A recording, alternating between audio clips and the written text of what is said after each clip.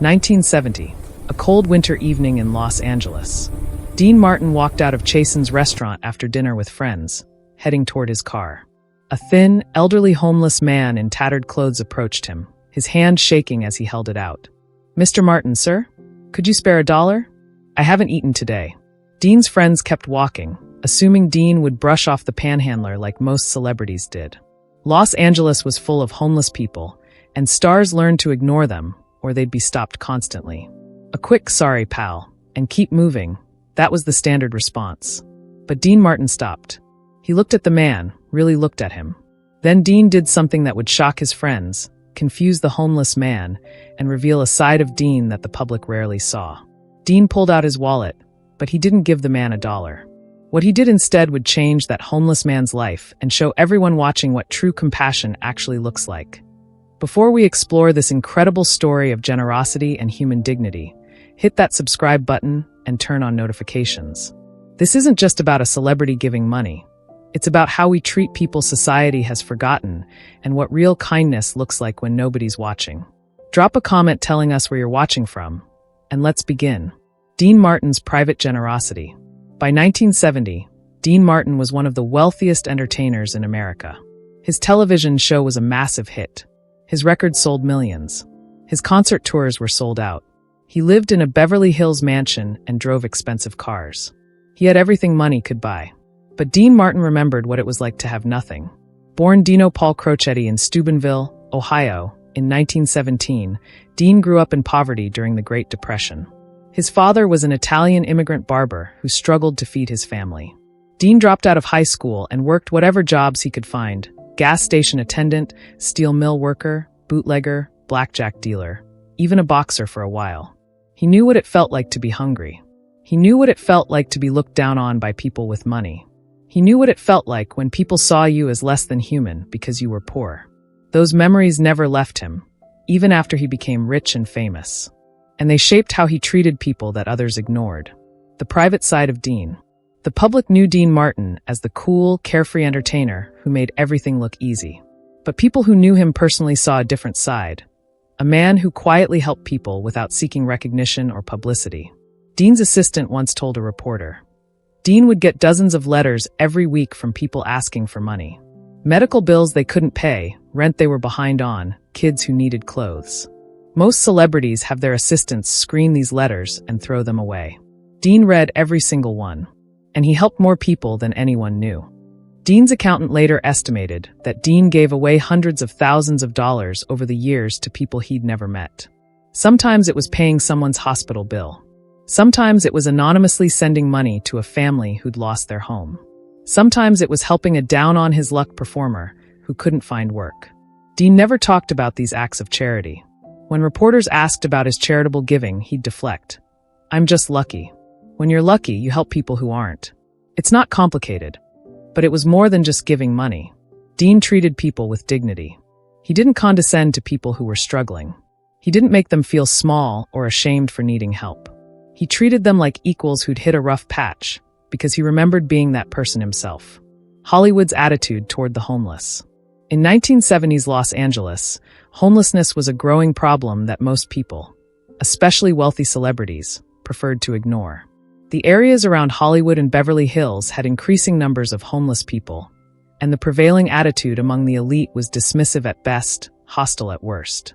Most celebrities would avoid eye contact with homeless people, walk quickly past them, or have security guards keep them away. Some would occasionally hand over $1 or some change, but it was usually done quickly, without real interaction, treating the homeless person as a problem to be solved rather than a human being to be acknowledged. The prevailing wisdom among Dean's celebrity friends was, if you help one, they'll all start asking. Better to just ignore them. It was a cold, pragmatic approach that protected wealthy people from having to confront the reality of poverty that existed just outside their expensive restaurants and exclusive clubs. Dean had never agreed with this attitude, but he kept his disagreements private. Until this night, the man outside Chasen's. The homeless man who approached Dean outside Chasen's that evening was named Robert, though Dean wouldn't learn his name until later. Robert was 67 years old, though he looked much older. Years of living on the streets had aged him prematurely. Robert had been a Korean War veteran who'd come home with what we now call PTSD, but was then just called being troubled. He'd struggled to hold jobs, lost his family, and eventually lost his home. He'd been living on the streets of Los Angeles for 3 years. Most nights, Robert would stand outside expensive restaurants, hoping that wealthy diners might spare some change. He wasn't aggressive or pushy, just a quiet presence with an outstretched hand, hoping for enough money to buy food or, on lucky nights, a cheap motel room to get off the streets for one night. Robert had approached hundreds of wealthy people over the years. Most ignored him completely. Some gave him $1 or $2. A few were cruel, making jokes or telling him to get a job. Nobody ever really saw him as a person, just as an obstacle, a nuisance, a problem. When Robert saw Dean Martin walking out of Chasen's, he recognized him immediately. Everyone knew Dean Martin. Robert had even served in Korea with a guy who loved Dean's music, and they'd play his records in their barracks. Robert almost didn't approach. What was the point? Rich celebrities didn't care about homeless veterans. But something, desperation, hope, or just the cold gnawing at his bones, made him try. "Mr. Martin, sir? Could you spare $1? I haven't eaten today." The moment of recognition. Dean stopped walking and turned to face Robert. His friends, 2 other entertainers and their wives, kept walking, assuming Dean would catch up after brushing off the panhandler.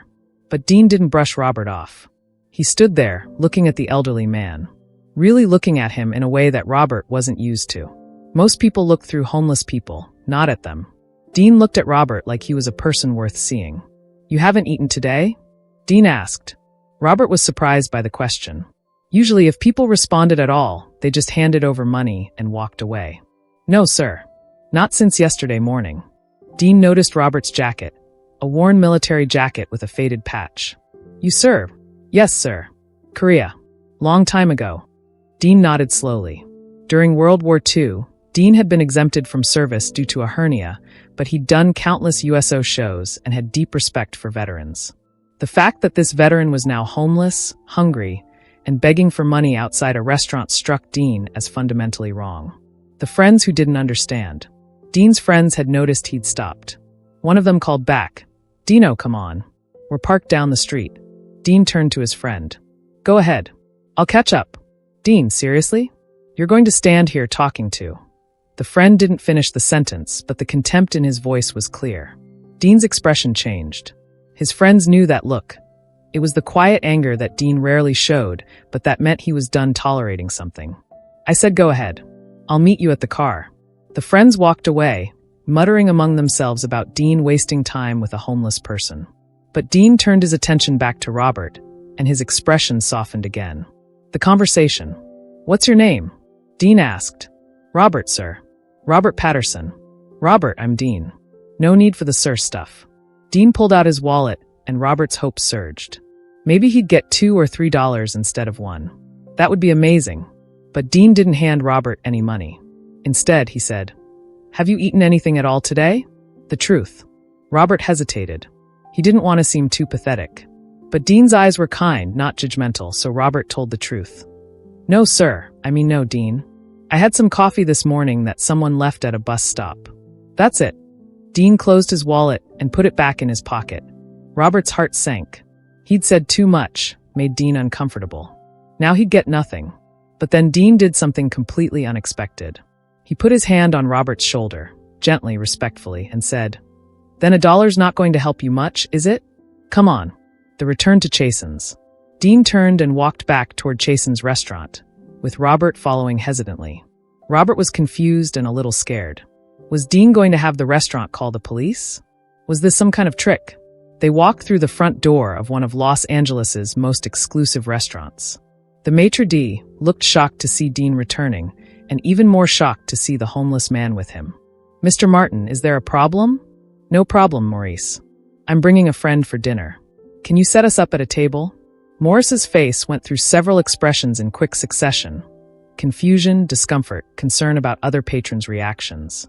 But this was Dean Martin, one of their most important customers, so Maurice forced a smile. "Of course, Mr. Martin. Right this way."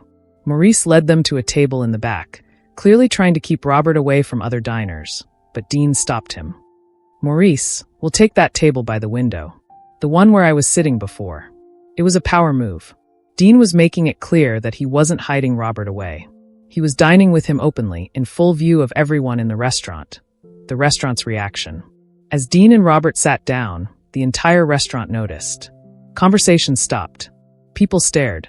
Some diners looked scandalized. Others looked confused. A few whispered to each other, clearly disapproving.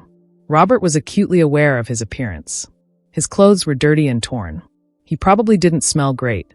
3 years on the streets didn't leave many opportunities for showers. He was embarrassed, uncomfortable, completely out of place in this restaurant where meals cost more than some people earned in a week. Dean, I appreciate this, but I don't belong here. People are staring. Let them stare, Dean said calmly. You're my guest. You belong here as much as anyone else. A waiter approached, his discomfort obvious. Mr. Martin, how can I help you? We'd like to order dinner. Robert, you order whatever you want. And I mean whatever you want. Don't worry about the price. Robert looked at the menu and felt overwhelmed. He couldn't remember the last time he'd seen a menu like this. I don't know what to get. Tell me what you like. What sounds good? I used to love steak. Before. Robert's voice trailed off. Then you'll have steak. The best one they've got. Dean turned to the waiter. He'll have the filet mignon medium rare, with all the sides. And bring him the French onion soup to start. Also a Coke. Robert, you want a Coke? Robert nodded, tears starting to form in his eyes. And I'll have the same, Dean continued. We're celebrating. Celebrating what? Robert asked quietly. 2 guys who serve their country having dinner together. That's worth celebrating. The meal. For the next hour and a half, Dean Martin and Robert Patterson sat in that restaurant window and ate together. Dean asked Robert about his life, his childhood, his military service, his family, what had led him to the streets. He listened without judgment, without pity, just genuine interest in Robert's story. Robert, who hadn't had a real conversation in months, people don't talk to homeless people, found himself opening up.